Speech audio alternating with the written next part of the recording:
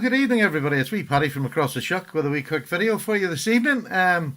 Tonight's a video where I'm going to ask a wee bit of help from my American viewers, and maybe not just American. Maybe there's the Canadian, whatever. I'm not sure who's the best at giving me this information, but I'm going to ask anybody and everybody. This in front of you was my first really expensive knife purchase. Now, me and my wife have having a bit of a discussion. I reckon I got it about 15 years ago. And it's a Buck Alpha Hunter. I'll take it out now, I'll give you some measurements, let you see the knife.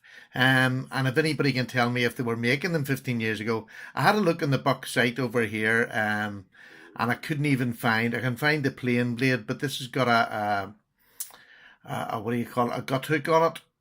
So I'll go through the knife and I'll give you its dimensions and its weight and whatever. And then if anybody has any information on how old they are, how long they've been making this type of knife, you know, if they got one 15 years ago, this knife has been well and truly used, abused. I used it fishing when I was fly fishing up and down rivers. I used it bushcrafting. So without further ado, it comes in a really heavy duty sheath. That sheath has not... You know, it's really, really heavy duty.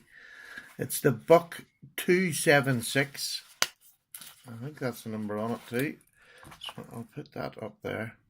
This is the said article. And it's the Buck 278, sorry. 278, and there's an arrow pointing down beside that. I don't know if you can see that there. Oh, come on then. Focus. 278, and there's an arrow, and it's Buck USA, and with the gut hook. Now, to be honest with you, I didn't really use the gut hook, but when I went to the shop, I thought it made me look a bit more manly, wanting a knife with a gut hook. I'm sure nobody can identify with that problem, but this knife was just... This was amazing to me. It was a proper big knife. Now, I'll give you a wee bit of dimensions here. The length of the blade, the length of the cutting blade is 3 inches, and up to the hilt, it's about 3.5 inches. Overall length of it is 8 inches. I'll give you a weight on that. The weight on this knife is, it's huge. Now, let me put that on there. It is 7.4 ounces, and we'll take that to that other, what is that, grams, 211 grams. So it's a big chunk of a knife, but to be honest with you, because it's a knife that you have on your side, you don't feel the weight off it when you're carrying it in a pouch. And it was such a good knife. I mean, I have abused that knife more than most. You can see on the blade how badly it's been sharpened. I didn't even know how to sharpen properly. I was using old stones and anything just to sharpen it. But to be honest, it's held up. There's a lovely thick rubber handle on it. Would you believe the scales have been milled out, and it's a liner lock. I'll show you that the liner lock's nearly across. Well, it's about 3/4 of the way across, which is not bad. There's wee bits of rust starting. I'm going to have to do a bit of maintenance on it.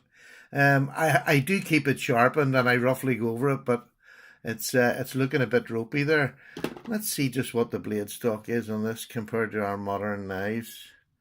The blade stock it's only 2.8 millimeter. Oh, let me get that down. It's 2.9, say 3 millimeters for the blade stock, which, you know, with our modern knives this size, you would probably find it would be 4 millimeters, I'm sure. Most of them. It's just a big solid. The grip you get with that rubberized handle, you'd never slip. It wouldn't matter how much blood you had in your hands or water, wherever you were. It would never slip. So I honestly believe it was about 15 years ago my wife bought it for me in a local sports shop. We don't have a big selection of knives over here anywhere in Northern Ireland. And going back even 15 years ago, there was less. You could buy a hunter's knife or things like that in gun shops, but there was very few and far between. And people, to be honest with you, um, the youngsters of today don't carry pocket knives because they get stopped by the police. They're done. It's only old fuddy-duddies like me who still carry a pocket knife. Of course, within the law, because that would be rude not to. But there we go. I'm not going to. I normally don't do this, but here I've got a bit of envelope here, so it's not really great paper. But I just want to let you see this knife is. I keep it razor sharp. It's it'll cut through anything. It's and after that length of time, the abuse I put it through, it's now been sharpened on better stones. But there you go. I think you'll find that's for a 15-year-old knife, I think that's still cutting pretty well. So what I want to know is if anybody has had one of these, how long ago they had it, if anybody's got a wee bit of Buck history and they know it, because I know Buck is a big American brand. Again, this was built, this is not like to modern knives, this was built to last. It's just a lovely big knife. So that sounded really sort of up in the air, and it was just me and Mrs. sitting in the front room. I couldn't remember how long it was ago since I'd got it. But have a look at it. If you can give me any information on it, I would love it. And I intend to keep using this knife, especially when I go out bushcrafting. I would take this with me. It's handy on my side, and I use it just for rough jobs about the camp or whatever. So I'll leave it with you. Short, sweet. Any information would be greatly received. And thank you very much for watching. Take care. All the best, Paddy.